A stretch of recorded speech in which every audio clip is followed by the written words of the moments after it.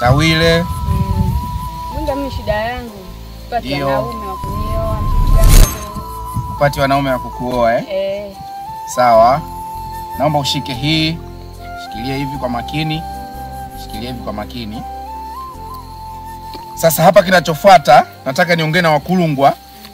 Nione nisikilize watakachonijibu, alafu nitakwambia. Ila huku nikiwasikiliza Wakulungwa, inabidi uongee hicho unachokitaka kwenye huyo Mkulungwa aliyokugea hapa. Sawa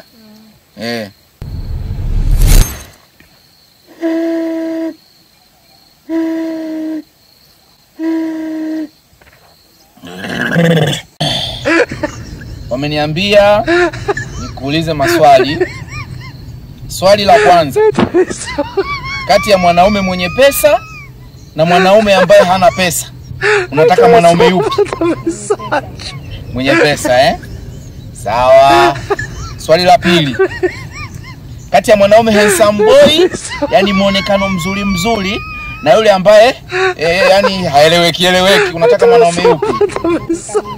Unataka handsome boy Sawa. Swali la mwisho.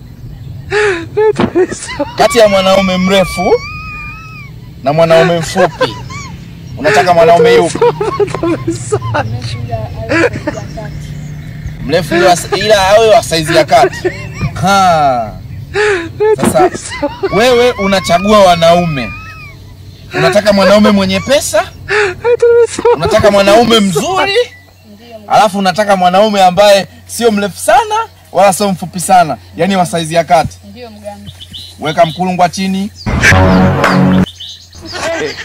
Simama juu. Haraka.